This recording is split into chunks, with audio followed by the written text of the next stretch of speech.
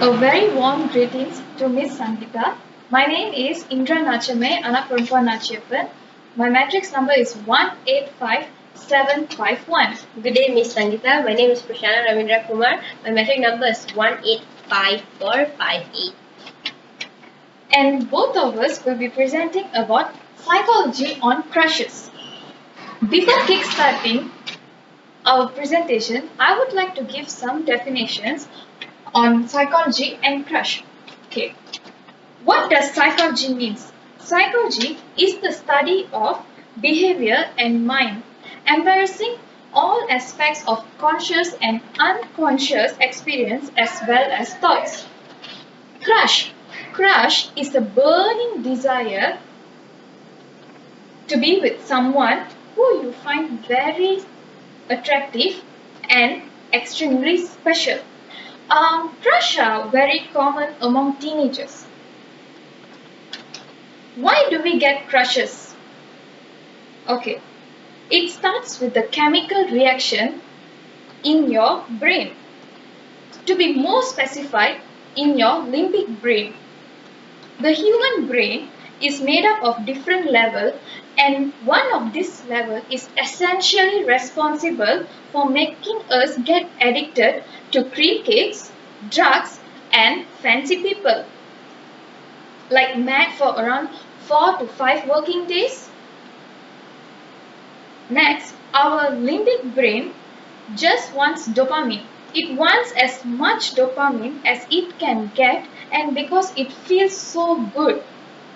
Basically, a crush comes from the limbic brain, the same part that gets addicted to drugs. So, curing a crush is also like curing an addiction. So, it is quite hard to cure it. Furthermore, our cortexes help us to control the limbic brain because while your limbic brain had you for the duration of the crush, your cortex get a chance to think rationally and you were able to override your limbic brain. This gives you a clue as to how to get rid of crushes. Recognize that if you give it time and allow your rational brain to think properly, it will override. Thing is, a lot of people never give their cortex a chance. That is a very sad thing. So move on with Prashana's point. Yes. Next. I will be talking about the evolutionary reason behind. I'll be talking about the evolutionary reason behind crushes. So, the first thing we can talk about is Charles Darwin and his statement about how the strongest will survive. And based on that statement, we are all just generally more attracted to certain types of people that carry certain types of genetics. So right now, our limbic brains haven't evolved in the past 2 million years. That's what Indra mentioned earlier about the limbic brain. So right now, we would in the olden days, we would be generally attracted to a guy with resources so that your kid would have enough food and would have a better chance of survival. But what about 2016? Currently, right now, what type of guys are we attracted to?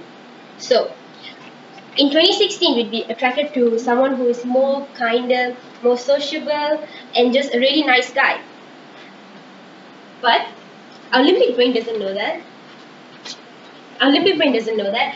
Our limbic brain would tend to go for someone who is very inappropriate. They would go for someone who is just a general an awful guy.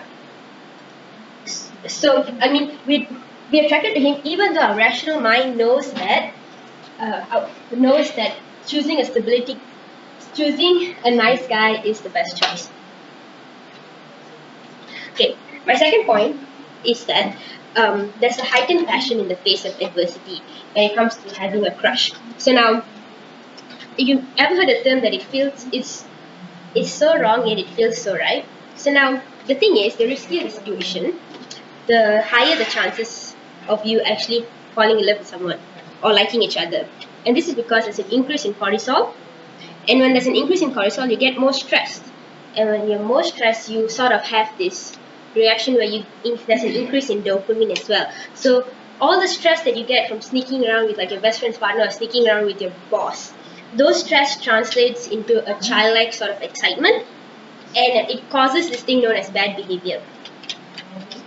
Now, when your cortisol increases and your dopamine increases, you crave satiation and you get addicted to your crush. So it's actually quite the vicious cycle. Now, so you ever had that moment where you'd be in bed by 10 p.m.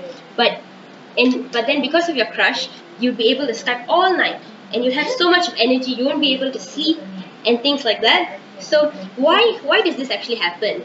And where does all this energy come from? So you have this thing called norepinephrine, which actually where dopamine gives you an increased desire and arousal for someone, it produces norepinephrine. And norepinephrine, what it does is it causes the excess energy and the sleeplessness, and that is how you get your crush and you're able to go on through the day even though you have no sleep. And now in conclusion, I'd like to sum up our points and say that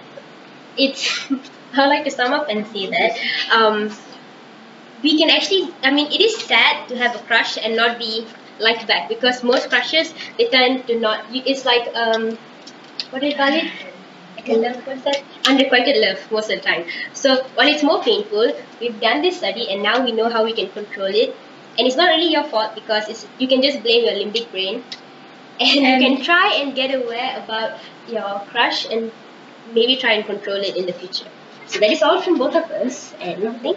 Thank you.